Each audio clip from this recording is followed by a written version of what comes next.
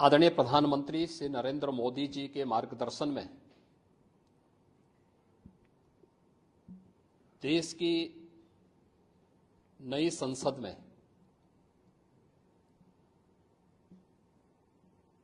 माननीय वित्त मंत्री जी ने देश का आम बजट प्रस्तुत किया है। यह बजट सर्वस्पर्शी, सर्वसमावेशी, विकासोन्मुख 140 करोड़ भारतवासियों की आशा, आकांक्षा और अमृत काल के संकल्पों को पूरा करने वाला सिद्ध होगा। आम बजट 2024-25 आत्मनिर्भर एवं विकसित भारत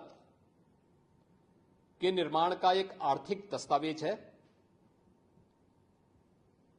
इस आम बजट में अंत्योदय की पावन भावना, विकास की असीम संभावना और नवोन्मेष की नवदृष्टि है। इस आम बजट में अन्नदाता किसानों की समृद्धि के लिए 1,52,000 करोड़ रुपए, कृषि और सहायक सेक्टर के लिए, महिला सशक्तिकरण के लिए 3 लाख करोड़ रुपए से अधिक का प्रावधान किया गया है। स्वाभाविक रूप से आधी आबादी, देश के सबसे बड़े राज्य उत्तर प्रदेश की आधी आबादी इससे सर्वाधिक लाभान्वित होने वाली है, और खासतौर पर तब जब उत्तर प्रदेश 2020 से ही मिशन शक्ति के कार्यक्रम को प्रभावी ढंग से यहां पर जमीनी धरातल पर उतार रहा है। सर्वाधिक अन्नदाता किसान उत्तर प्रदेश के अंदर निवास कर रहा है। उन अन्नदाता किसानों की समृद्धि में आज संसद में प्रस्तुत आम बजट बड़ी भूमिका का निर्वहन करने वाला है। युवाओं के लिए लाखों नौकरियों के साथ साथ मध्यम वर्गीय परिवार के लिए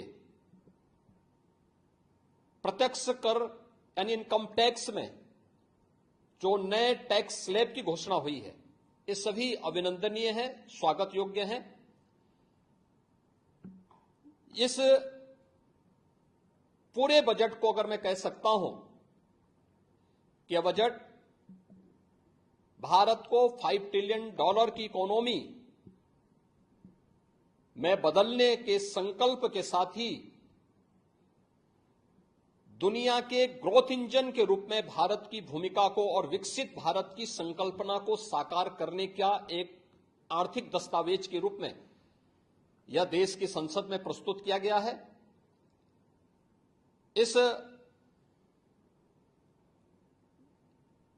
140 करोड़ जनता जनार्दन के लिए समर्पित, उनकी आशा, उनकी आकांक्षा और अमृत काल के संकल्पों को पूरा करने वाले इस बजट के लिए मैं आदरणीय प्रधानमंत्री जी के प्रति आभार व्यक्त करता हूं। माननीय केंद्रीय वित्त मंत्री माननीय श्रीमती निर्मला सीतारमण जी को और उनकी पूरी टीम का मैं अभिनंदन करता हूं। मध्यम वर्ग को राहत देने के लिए इस आम बजट में जो उपाय किए गए उसको लेकर क्या कहना है? देखिए, मध्यम वर्गीय परिवार में टैक्स के बारे में सबसे बड़ी छूट आज उपलब्ध हुई है, और ये लंबे वर्ष समय से ये मांग चली आ रही थी। 3 लाख तक के प्रत्यक्ष कर यानी इनकम टैक्स में कोई भी टैक्स नहीं लगेगा। इसके साथ साथ अन्य जो स्लैब भी दिए गए हैं वे काफी राहत भरे हैं। अलग अलग सेक्टर के लिए जो प्रावधान किए गए हैं, गांव के लिए, गरीब के लिए, किसान के लिए, नौजवान के लिए, एमएसएमई सेक्टर के लिए, ये लाखों नौकरियों को क्रिएट इससे होगा। इंडस्ट्री के लिए जो प्रावधान किए गए हैं, मुझे लगता है ये सभी स्वागत योग्य हैं और नौजवानों के लिए, समाज के हर तबके के लिए, महिला सशक्तिकरण के लिए, अन्नदाता किसानों के लिए, सभी तबके के लिए जो कुछ भी प्रावधान इसमें किया गया है, मैं कह सकता हूं कि यह राम राज्य की अवधारणा को साकार करने वाला एक सर्वस्पर्शी। माननीय प्रधानमंत्री नरेंद्र मोदी जी की सरकार द्वारा वित्त मंत्री निर्मला सीतारमण जी ने जो बजट प्रस्तुत किया, हम कह सकते हैं आधुनिक भारत के निर्माण में सहायक सिद्ध होगा। 2047 में विकसित भारत का संकल्प का सपना जो देशवासियों ने माननीय मोदी जी के मार्गदर्शन में देखा है, उसको पूरा करने वाला बजट है। एक तरफ छात्रों की चिंता की गई है, किसानों को भी मजबूती देने का काम किया गया है, मध्यम वर्गीय लोगों के जीवन स्तर को ऊपर उठाने के लिए प्रावधान किए गए हैं, इनकम टैक्स सेवा में छूट देकर के सरकारी कर्मचारियों को भी बड़ा तोहफा भारत सरकार ने देने का काम किया है। मैं बजट का बहुत बहुत स्वागत करता हूं और माननीय प्रधानमंत्री नरेंद्र मोदी जी को, वित्त मंत्री आदरणीय निर्मला सीतारमण जी को बहुत बहुत आभार प्रकट करता हूं और पूरे प्रदेशवासियों को बहुत बहुत बधाई देता हूं।